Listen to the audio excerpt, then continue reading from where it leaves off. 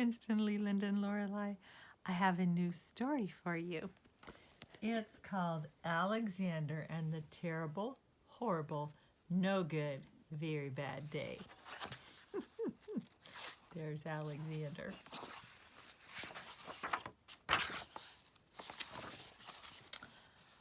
I went to sleep with gum in my mouth, and now there's gum in my hair.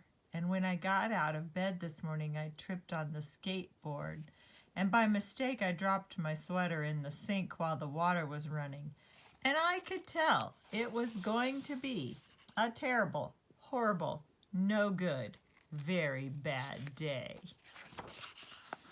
At breakfast, Anthony found a Corvette Stingray car kit in his breakfast cereal. And Nick found a Junior Undercover Agent code ring in his breakfast cereal box. But in my breakfast cereal box, all I found was breakfast cereal. I think I'll move to Australia. In the carpool, Mrs. Gibson let Becky have a seat by the window. Audrey and Elliot got seats by the window too.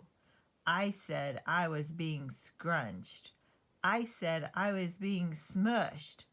I said if I don't get a seat by the window, I'm going to be car sick. No one even answered. I could tell it was going to be a terrible, horrible, no good, very bad day. At school, Mrs. Dickens liked Paul's picture of the sailboat better than my picture of the invisible castle. At singing time, she said I sang too loud. At counting time, she said I left out 16. Who needs 16? I could tell it was going to be a terrible, horrible, no good, very bad day.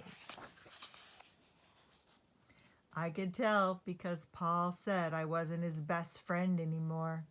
He said that Philip Parker was his best friend and that Albert Moyo was his next best friend and that I was only his third best friend.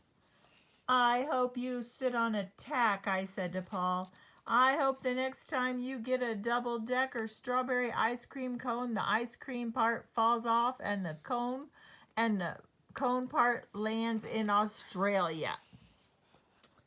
There were 2 cupcakes in Philip Parker's lunch bag, and Albert got a Hershey bar with almonds, and Paul's mother gave him a jelly roll that had little coconut sprinkles on the top. Guess whose mother forgot to put in dessert? It was a terrible, horrible, no good, very bad day. So I'll stop this and then I'll come back with part 2.